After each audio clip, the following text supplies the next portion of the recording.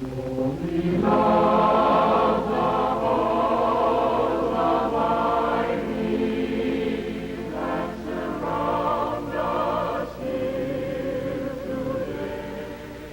is the promise of the future. Those who walk amid these buildings are those who seek to learn. Inside these ivied walls are taught ideas of the mind and the heart.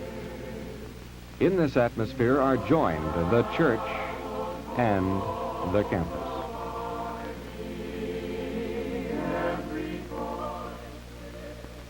This is National Christian College Sunday. I'm President Russell J. Humbert of DePauw University, Greencastle, Indiana. I'd like to say immediately that DePauw today is simply a symbol of all of the church-related colleges in this area. We are representing now all of the schools in the state of Indiana and its environs. We have a variety program today made up of our choir, a faculty member, a student, and so we hope that you'll enjoy this presentation for the Christian colleges of this area. The DePauw University Choir is a much-traveled choir. It was founded by the late Robert McCutcheon almost 50 years ago. For the last 19 years, it's been under the direction of Professor George W. Goh. So I'm very happy to present the DePauw University Choir under the direction of Professor George W. Goh. Professor Goh. The choir will sing two numbers this afternoon. First, one of the great melodies of Franz Schubert. It's entitled To Music, arranged for choir by Louis Victor Sarr.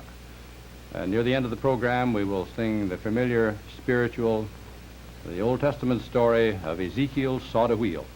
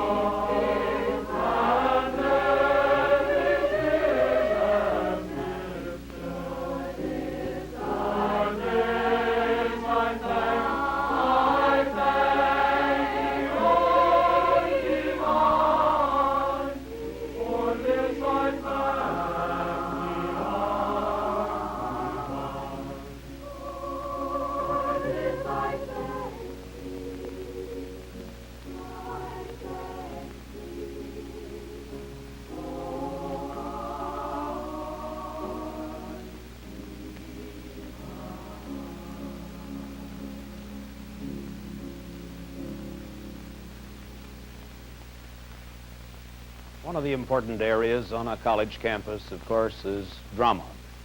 It's a part of the fine arts program.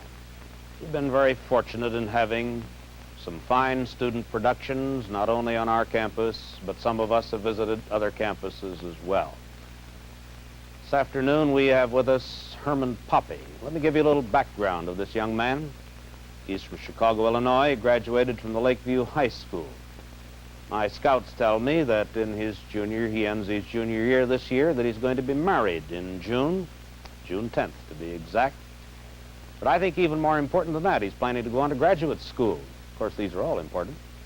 And he plans to take his master's degree and his PhD degree in the field of drama. He's well equipped natively and also by the training that he has had and will continue to have. He's going to portray for us a portion of Shakespeare's Merchant of Venice, that famous, well-known scene where Shylock justifies his being a Jew, talking about his pound of flesh. Herman Poppy. To bait fish withal. If it will feed nothing else, it will feed my revenge. Yet disgraced me and hindered me $500,000. Mocked at my losses, laughed at my gains, scorned my nation, thwarted my bargains, cooled my friends, heeded mine enemies. And what's his reason? I am a Jew. Hath not a Jew eyes? Hath not a Jew hands, organs, dimensions, senses, affections, passions? Fed with the same food, hurt by the same weapons, subject to the same diseases, healed by the same means, warmed and cooled by the same summer and winter as a Christian is. If you prick us, do we not bleed? If you tickle us, do we not laugh? If you poison us, do we not die? And if you wrong us, shall we not revenge? If we are like you in the rest, we will resemble you in that. If a Jew wrong a Christian, what is his humility? Revenge.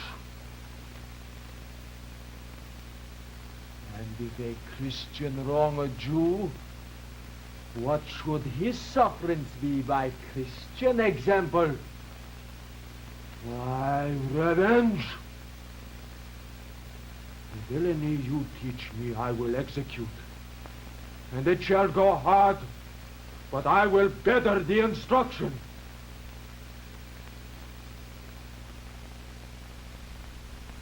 Thank you, Herman Poppy. We're now privileged to have Paul Tan, an Indonesian student who is really a graduate student at DePauw University, sing for us two native folk songs. Paul Tan. Terang bulan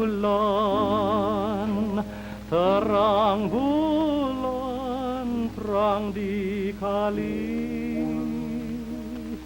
buaya timbul disangkanya mati. Jangan percaya mulutnya lelaki, berani sumpah tapi takut mati.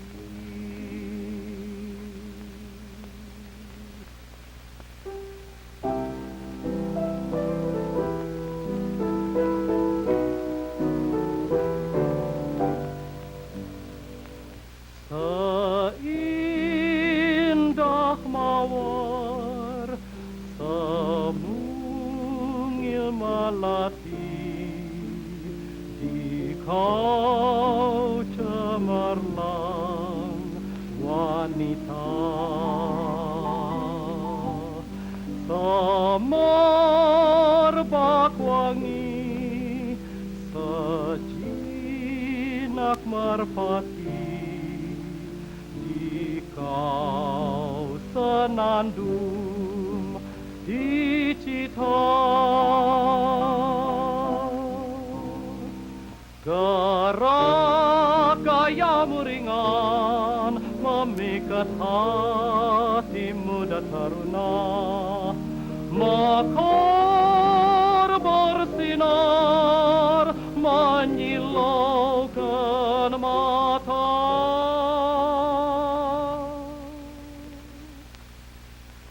Halus wanita, bak sutra devangga, senyummu meruntuhkan mahkota.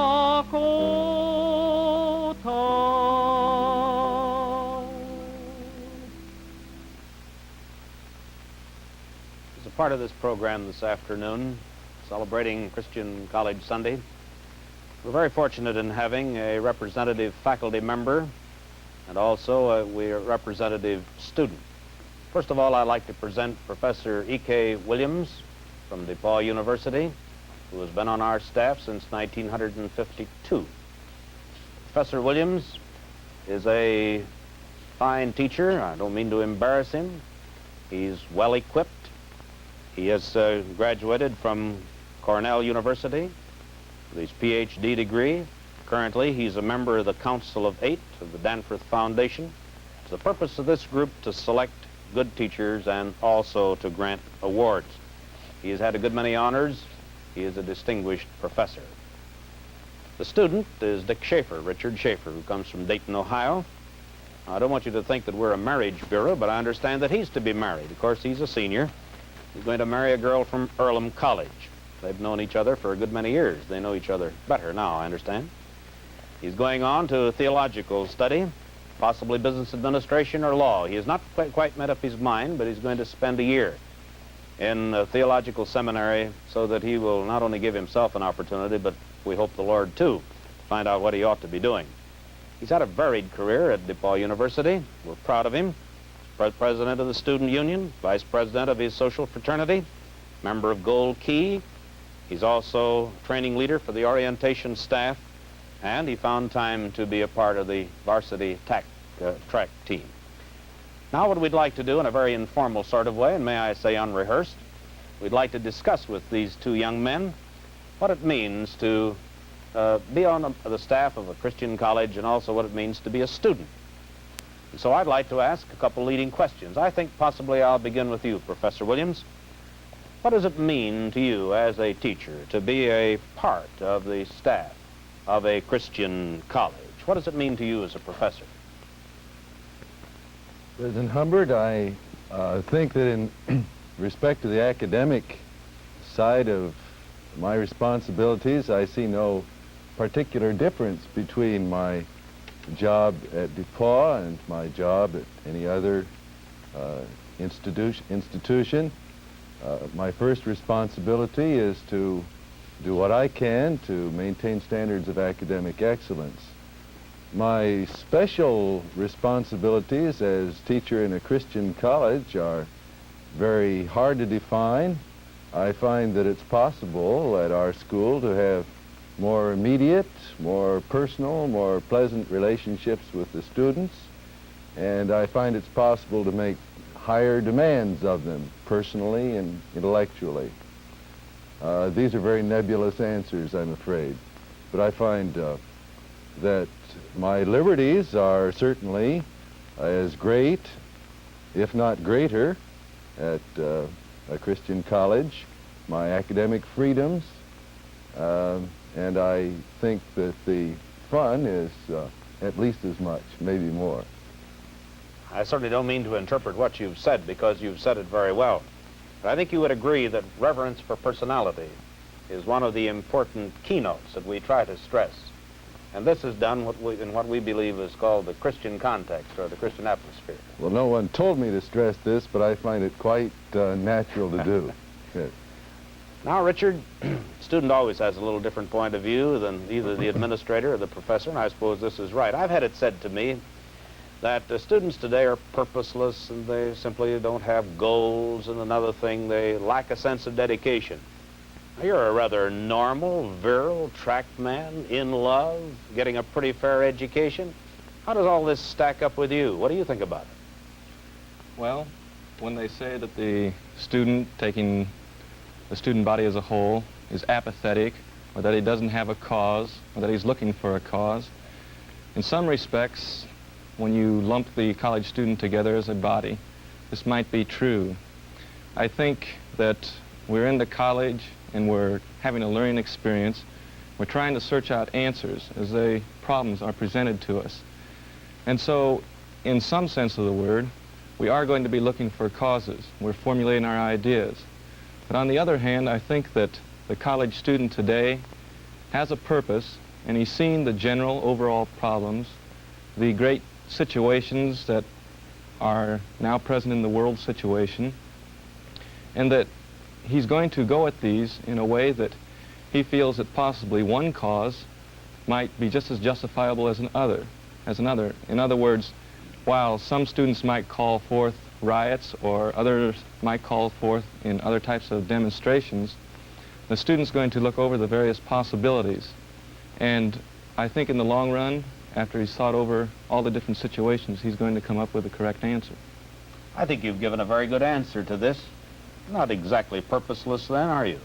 No, I wouldn't say so. One of the other things that's troubled me a little as administrator, and I suppose this is in your area, Professor Williams, that is, we certainly say that first, last, and always a good academic institution is an educational institution first, last, and always. We're more than a Sunday school. Now, if we are more than a Sunday school, what does that mean? There certainly is no such a thing as Christian English, and you're a professor of English, or Christian mathematics, or Christian physics, or anything of that kind. But if we are more than a Sunday school, what does this actually mean from the point of view of being a Christian? As I compare my experiences at this school with those in state schools or large non-denominational universities, I see a distinct difference in the atmosphere in the student body. I don't know how you account for this. I know that as a student and as a teacher at Cornell and at Wyoming University, the students who had religious interests tended to be the po-white trash. They tended to be the looked down upon minority. It was a very unfavorable atmosphere, and while I don't find a Sunday school atmosphere at DePauw, certainly, I do find that the bright kids are also the students who have very strong religious interests. How you account for this, I don't know, but I think it's there. I'll be glad to hear you say that you do not need to apologize for being a Christian. In other words, it isn't something that is an afterthought or sort of an appendage, or an appendix, we might say. I was interested in looking through the history of one institution, which happens to be DePauw, and find out why we were founded and how we were founded back 124 years, I believe it is. We're almost 125 years of age. And this is a statement that I think is worth listening to. We were established as a literary institution equal to any college or university in the valley of the Mississippi, conducted upon the most liberal principles, accessible to all our citizens without distinction of name or sect. Then one of the other things that happened was the state legislature in 1837 gave us our charter. It's interesting to see how this charter, and you, Dick, will be interested in this. Indiana Asbury University, as we were formerly called, was to be founded and maintained forever upon a plan the most suitable for the benefit of the youth of every class of citizens and of every religious denomination, who shall freely be admitted to equal advantages and privileges of education. The reason why I think that's important to all of us, and especially to the student, because no fine lines of demarcation have been drawn. Color, sect, creed, class, or any of these things. These are relatively unimportant because we believe that students are there to pursue their own education to the best of their own potentials and their abilities.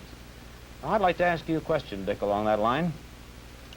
Have you found it, not easy, I would say, but have you found it conducive in an institution the size of ours and with the type of atmosphere that we have, to be yourself? I've heard a great deal of loose talk about conformity, about the homogenization of the student today.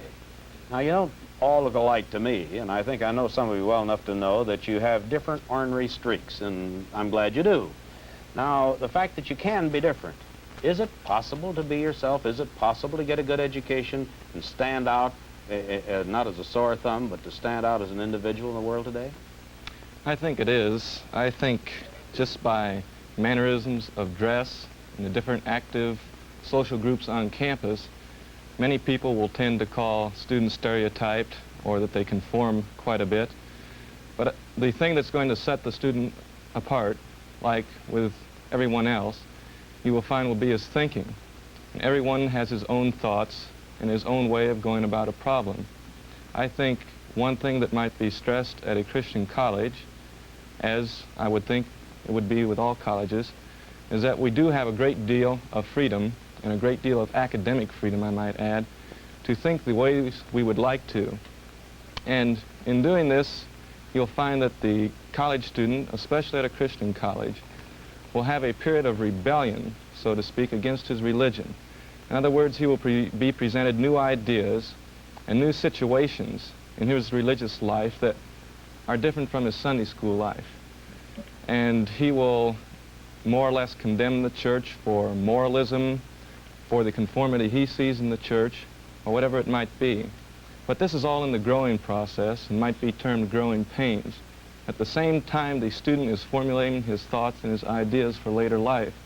So you might say that while the college student doesn't come out of college exactly a finished product, he does come out awake. He is aware of these problems. We're glad you aren't a finished product, because after all, education, as we understand it, is a continuing process, and of course you'll go on intellectually curious along with your colleagues for, we hope, forever. One of the things that I remember was said to me by a colleague who is president of a state institution in the state of Indiana. At the time of my inauguration now, almost 10 years ago, calling me by name, said, "Just remember that you do not have a corner on religion at DePauw." I like this for this reason, because there's no fight going on between the state universities and schools like DePauw. It happens that here in the state of Indiana, we're very fortunate.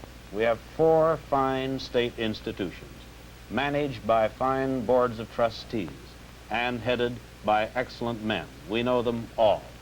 And they are attempting in their own way to take care of those students who come to them, the clientele, the same as we're attempting to take care of relatively the other half of the students.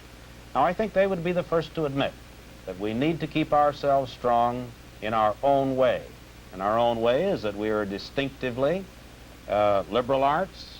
We are also institutions that are primarily interested in surrounding our students with this freedom of which you speak, Dick, and the kind of freedom that we believe is not only good scholarship, but we believe it is also good religion and good morality. It's also interesting to note that most of our institutions of our type, and as far as that's concerned, some that are no longer related to the church, were founded by some religious denomination. Higher education and good religion have walked side by side over the years. One of the things that interests me as an administrator, Professor Williams, do you find ferment going on among your colleagues, ferment of interest in things that we might call religious? Is there a kind of an interest among your colleagues in this? A few months ago, a group of us met informally once a week just to try to figure out among ourselves what we mean by a Christian college. We arrived at as many different answers as there were of us meeting, but at least this is what I think you'd call ferment. This is only one, I think, of several instances that might be made. After all, there is a natural interest on the part of the inquisitive professor in the area of religion, the same as you would find it in his discipline. I think one of the things that we ought to stress here, when I say ought, I mean it comes natural for us to stress it, that the first and last business of the educational institution is to be an educational institution. We're not indoctrination centers. We're more, as we said, than Sunday schools. But one of the things that I enjoy personally, for instance, when we meet the new students and their parents each September, one of the things that we can say to these students is that if you come a Roman Catholic, we want you to go home a stronger Roman Catholic. If you come a Jew, we want you to go home a stronger Jew. If you come a Christian Scientist, we want you to go home a stronger Christian Scientist. If you come a Methodist, a Presbyterian, a Baptist, whatever your particular faith, the faith of your choice, we want you to be strengthened in that faith because you find the kind of intellectual respectability that goes along with it. Now, we believe that this is the context within which we operate in the Christian college. This is good for the professor. It is also good for the student. So we are brought together in this kind of a framework where we can pursue the free enterprise of ideas freely, and we believe that we can grow to the highest of our potential. Well, we could go on, I suppose, the rest of the afternoon discussing these things. I appreciate your willingness to cut class today, Richard, and you to cut class, my friend, Professor Williams. At this time, we will have another number from the choir led by Professor George Gove. Ezekiel saw the wheel way up in the middle of the air. Ezekiel saw the wheel way in the middle of the air. Ezekiel saw the wheel way up in the middle of the air. Ezekiel saw the wheel way in the middle of the air. Ezekiel saw the wheel way up in the middle of the air. Ezekiel saw the wheel way in the middle of the air. The big wheel run by faith, and the little wheel run by the grace of God. A wheel and a wheel way in the middle of the air. Better mind my brother, I walk on the cross. Way in the middle of the air. Your foot not slip and your soul get lost. Way in the middle of the air. Old Satan wears a club foot shoe. Way in the middle of the air. If you don't know, he'll slip it on you. Way in the middle of the air. Ezekiel saw the wheel way up in the middle of the air. Ezekiel saw the wheel way in the middle of the air. The big wheel run by faith, run by the grace of God. A wheel and a wheel way in the middle of the air. Some go to church for to sing and shout. Some go to church for to sing and shout. Hallelujah, hallelujah, hallelujah, hallelujah. Before 6 months, days all turned out. Way in the middle of the air. Ezekiel saw the wheel way up in the middle of the air. Ezekiel saw the wheel way in the middle of the air. Ezekiel saw the wheel way up in the middle of the air. Ezekiel saw the wheel way in the middle of the air. Ezekiel saw the wheel way up in the middle of the air. Ezekiel saw the wheel way in the middle of the air. Ezekiel saw the wheel way up in the middle of the air. Ezekiel saw the wheel way in the middle of the air. Ezekiel saw the wheel way up in the middle of the air. Ezekiel saw the wheel way in the middle of the air.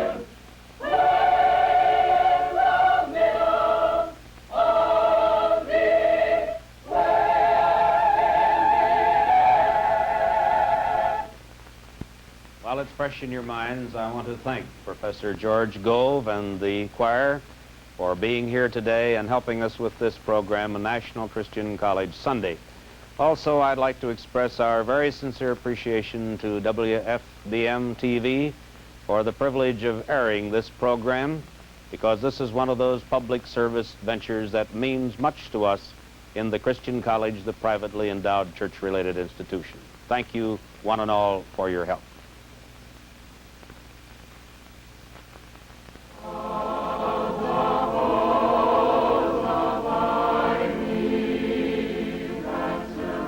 The Church and the Campus was produced in conjunction with National Christian College Day.